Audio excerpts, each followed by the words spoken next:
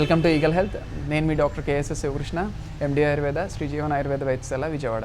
ఎక్కువ software employees అందరూ ఈ రోజుల్లో మనం చూస్తే ఇబ్బంది పడుతుంది వెన్నుపూస సమస్యలు. బాగా ఎక్కువ సఫర్ అవుతూ ఉన్నారు. మెడ నరాల నొప్పులు కానీ, వెన్నుపూస సమస్యలు కానీ, వీటితో ఎక్కువ సఫర్ అవుతూ ఉన్నారు.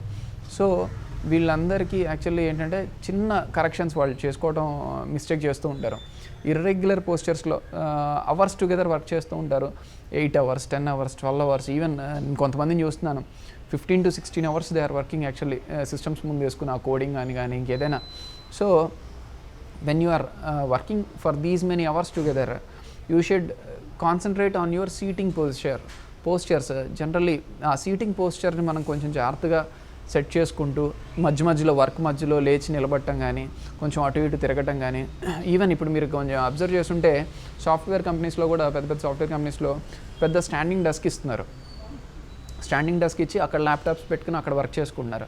ఎందుకు అంటే కంటిన్యూస్ సిట్టింగ్ పోస్చర్లో కాకుండా కొంచెం మధ్యలో ఎంప్లాయీస్ లేచి అక్కడ స్టాండ్ పోస్చర్లో నుంచి అక్కడ వర్క్ చేయడం వల్ల కూడా మనకి స్పైన్ మీద ప్రెషర్ అనేది తగ్గుతుంటుంది. అదీ కాక నార్మల్ స్టాండింగ్ కంటే కూడా 1 foot ఎలివేషన్, అంటే ఒక కాలు కింద పెట్టి ఒక కాలు చిన్న మెట్టు లాంటిది అలాంటి దాని మీద పెట్టి నుంచున్నా కూడా మనకి ఆ స్పైన్ కంప్రెషన్స్ అనేవి కొంచెం చాలా వరకు తగ్గుతూ ఉంటాయి.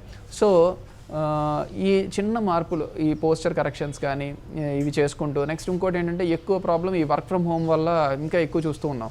ఈ వర్క్ ఫ్రమ్ హోమ్లో ఏంటంటే ఇంట్లో సోఫాల మీద కూర్చుని కానీ, బెడ్ మీద పడుకుని కానీ, ఇలాంటి పోస్చర్స్లో కూడా వర్క్ చేయడం స్టార్ట్ చేస్తూ ఉన్నారు వర్క్ ఫ్రమ్ హోమ్ తీసుకుని.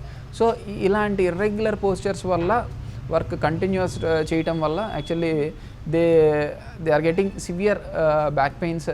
జనరల్లీ ఫస్ట్ బ్యాక్ పెయిన్గా మొదలవుతుంది. మనం ఎప్పుడైతే అంటే ఇర్రెగ్యులర్ పోస్చర్స్ వల్ల ఏమవుతుందంటే ఆ కండరాలు పట్టేసి ఉంటాయి. సో మనకి వెన్నుపూస కటు ఇటు పారాస్పైనల్ మజిల్స్ అని ఉంటాయి. సో ఈ 2 కండరాలు పట్టేసి ఉంటాయి. పట్టేసినప్పుడు మనం అట్లీస్ట్ ఆ టైంలో మనం రెక్టిఫై చేసుకుంటే మజిల్ స్పాజమ్స్తోనే మనం బయటపడవచ్చు. లేదు అలానే కంటిన్యూ అవుతూ ఉంటే ఇంకా పోస్చర్స్, మనం జనరల్లీ ఆ మజిల్ స్పాజమ్ని కంట్రోల్ చేసుకోవడానికి పెయిన్ కిల్లర్ వేసుకుని మళ్ళీ అదే ఇర్రెగ్యులర్ పోస్చర్స్లో మనం వర్క్ చేస్తూ ఉంటే నెక్స్ట్ దాని ఎఫెక్ట్ డిస్క్ల మీద పడుతుంది. స్పైన్ 2 వెన్నుపూసల మధ్యలో డిస్క్ అనేది ఉంటుంది.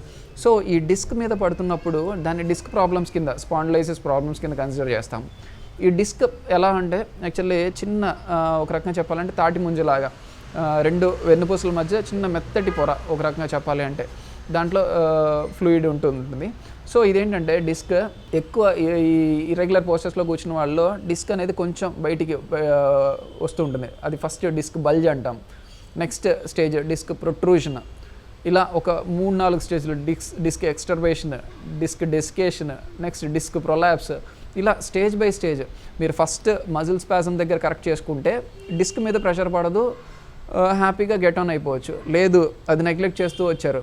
సో ఈ రకంగా ఈ డిసీజ్ ప్రోగ్రెస్ అవుతూ కండరాల నొప్పి కాస్త డిస్క్ సమస్యగా మారి ఆ డిస్క్ సమస్య మరీ తీవ్రతరం దాలుస్తూ ఇలా వెళ్తూ ఉంటుంది. నెక్స్ట్ అందులోనూ మళ్ళీ ఈ సాఫ్ట్వేర్ ఎంప్లాయీస్ మళ్ళీ చేసే మిస్టేక్ ఏంటంటే కార్పొరేట్ ఇన్సూరెన్స్ క్లెయిమ్స్ ఉంటాయి.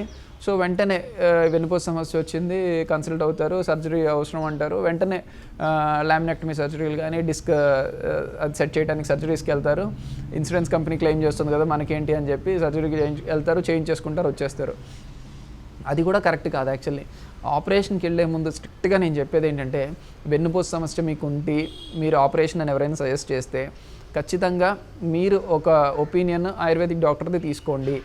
ప్రతి వెన్నుపూస సమస్యకి, ప్రతి డిస్క్ ప్రాబ్లంకి ఆపరేషన్కి వెళ్ళాల్సిన పని లేదు.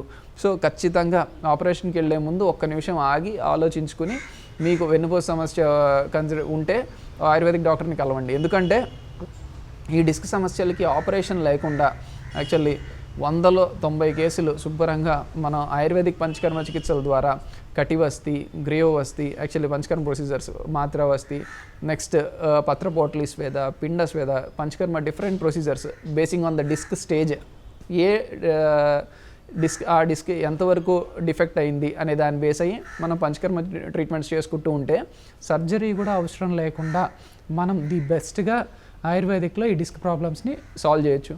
సో మెయిన్ మీ చేతుల్లో ఉన్న కరెక్షన్, సీటింగ్ పోస్చర్స్ మార్చుకుంటూ ఫ్రీగా కూర్చుండగలిగితే మీకు తొందరగా ఈ డిస్క్ సమస్యలు రావు, మీరు హెల్తీగా ఉంటారు. Stay healthy and stay tune to eagle health. Thank you for watching eagle health. Please like and subscribe Eagle Andhra.